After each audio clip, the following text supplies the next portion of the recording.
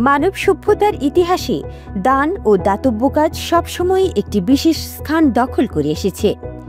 মানুষের প্রতি মানুষের দায়বদ্ধতা, সহানুভূতি ও ভালোবাসা প্রকাশের অন্যতম মাধ্যম হল দান।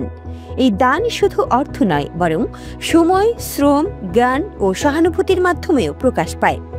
জাতিসংঘ ঘোষিত ৫ সেপ্টেম্বর পালিত আন্তর্জাতিক দাতব্য দিবস সেই মহৎ চেতনাকে স্মরণ করিয়ে দেয়। ২০১২ সালের ডিসেম্বরে জাতিসংঘের সাধারণ পরিষদের ঘোষণানুযায়ী প্রতিবছর ৫ সেপ্টেম্বর আন্তর্জাতিক দাতব্য দিবস পালন করা হয়।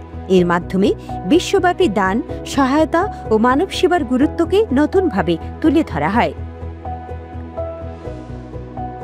দাতব্য দিবস হিসেবে ৫ সেপ্টেম্বর তারিখটি বেছে নেওয়ার পেছনে রয়েছে বিশেষ কারণ।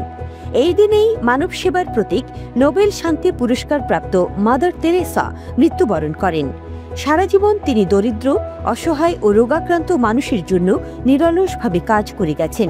তার জীবন ছিল মানবতার এক উজ্জ্বল দৃষ্টান্ত। তাই তার মৃত্যুদিনকেই দাতব্য কার্যক্রমের সাথে যুক্ত করা হয়, যেন মানুষ তার জীবন থেকে অনুপ্রাণিত হয়ে মানবতার সেবায় এগিয়ে আসে।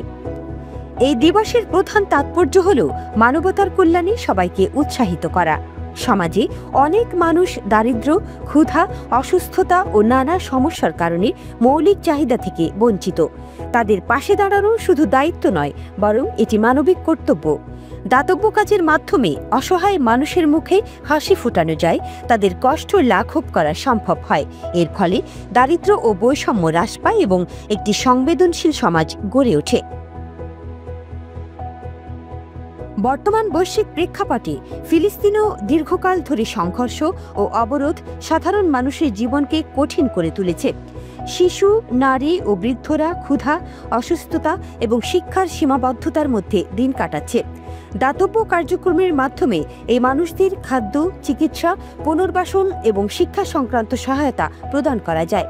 আন্তর্জাতিক দাতব্য দিবস তাঁদের প্রতি সহমর্মিতা দেখানোর এবং সাহায্যের হাত বাড়ানোর একটি বিশেষ সুযোগ হিসেবে কাজ করে।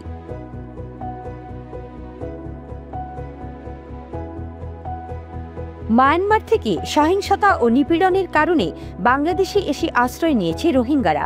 তারা কক্সবাজার ও আশেপাশের শিবিরগুলোতে অস্থায়ীভাবে অবস্থান করছে, যেখানে জীবন অত্যন্ত ঝুঁকিপূর্ণ। এই পরিস্থিতিতেই আন্তর্জাতিক ও স্থানীয় সংস্থাগুলো তাদের পাশে দাঁড়িয়েছে এবং বিভিন্ন ধরনের দাতব্য সেবা প্রদান করছে।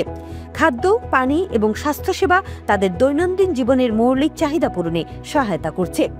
বিশ্ব খাদ্য কর্মসূচি এবং অন্যান্য সংস্থা নিয়মিত খাদ্য রেশন বিতরণ করছে, যা তাদের পুষ্টি এবং জীবন ধারণের জন্য অপরিহার্য।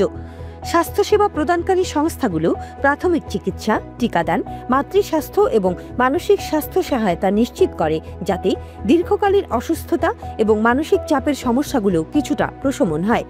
রোহিঙ্গাদের জন্য যে দাতব্য সেবা প্রদান করা হচ্ছে তা তাদের জীবনের মৌলিক চাহিদা পূরণ, স্বাস্থ্য ও নিরাপত্তা নিশ্চিত করা এবং ভবিষ্যতের জন্য শিক্ষার সুযোগ দেওয়ার মাধ্যমে তাদের জীবনমান উন্নত করার একটি প্রচেষ্টা। এভাবেই দান ও দাতব্য কাজের মাধ্যমে বিশ্বব্যাপী মানুষ এগিয়ে এসেছে মানুষের কল্যাণে, গেয়েছে মানবতার জয়গান। যতটুকু সামর্থ্য আছে তাই দিয়েই অন্যের পাশে দাঁড়ানোই সবচেয়ে বড় দান, আর মানব সেবাই হচ্ছে প্রকৃত মানব ধর্ম।